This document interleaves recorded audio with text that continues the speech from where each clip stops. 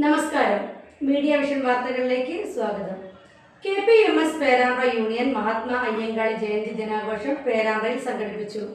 ദേശീയ അവാർഡ് ജേതാവ് ലിനീഷ് നരയംകുളം ഉദ്ഘാടനം ചെയ്തു.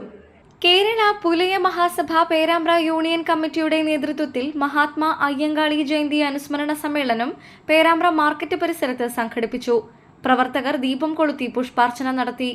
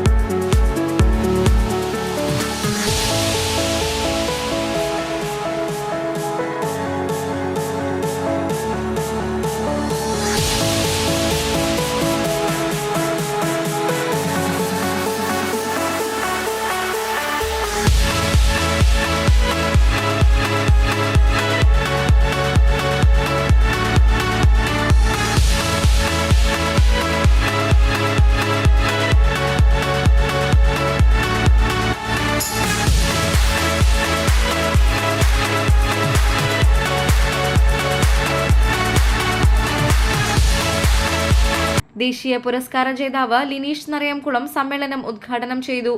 താൻ അനുഭവിക്കുന്ന സമൂഹത്തിന്റെ വേദനകളെ കുറിച്ച് കൃത്യമായി പറഞ്ഞിട്ടുണ്ടായിരുന്നു.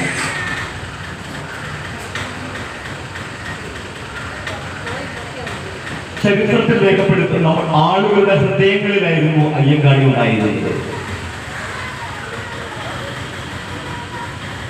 ഉയർന്ന ജാതിക്കാരൻ നടക്കുന്ന വഴികളിലൂടെ വില്ലുവണ്ടി തെളിയിച്ചുകൊണ്ട് മുന്നോട്ട് പോകാൻ ആർജവം കാണിച്ചവന്റെ പേരായിരുന്നു അയ്യങ്കാളി. സവർണ മേധാവിത്വങ്ങൾക്കെതിരെ ശബ്ദമുയർത്തിയവന്റെ പേരായിരുന്നു അയ്യങ്കാളി. വിദ്യാഭ്യാസം നിഷേധിക്കപ്പെട്ട കുട്ടിയുടെ കൈ പിടിച്ച് വിദ്യാലയങ്ങളിലേക്ക് തന്റെ ഇടത്തോടുകൂടി കടന്നുപോയവന്റെ പേരായിരുന്നു അയ്യങ്കാളി.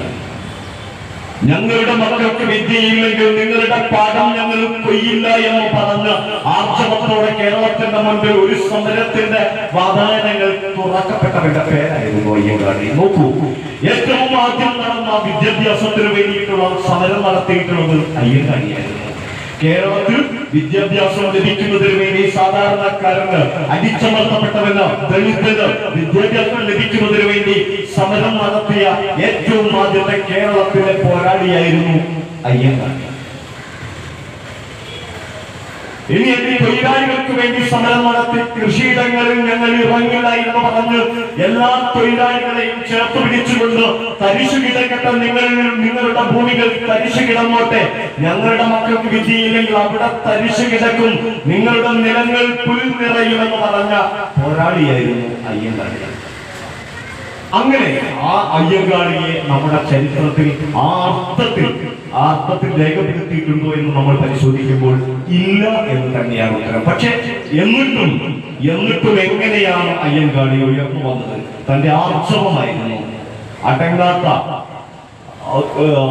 ഒരു നാടിന്റെ ഒരു സമൂഹത്തിന്റെ ഉന്നമനത്തിന് വേണ്ടിയിട്ടില്ല. തന്റെ കൂടെ പിറക്കുന്നവൻ തന്റെ കൂടെ പിറപ്പുകൾ ദുരിതം അനുഭവിക്കുമ്പോൾ, സങ്കടം അനുഭവിക്കുമ്പോൾ, യാതനകൾ അനുഭവിക്കുമ്പോൾ അവരെയൊക്കെ ചേർത്ത് പിടിക്കേണ്ടത് എന്റെ ഉത്തരവാദിത്തമാണ് എന്ന ബോധത്തിൽ നിന്നുകൊണ്ട് അവരെയെല്ലാം ചേർത്ത് പിടിച്ച്, ഹൃദയത്തോട് ചേർത്ത് പിടിച്ച്, അടിയെങ്കിൽ അടി, ഇടിയെങ്കിൽ ഇടി എന്ന് പറഞ്ഞുകൊണ്ട് ഒരു ജിബീഷ് GK ചടങ്ങിൽ അധ്യക്ഷത വഹിച്ചു.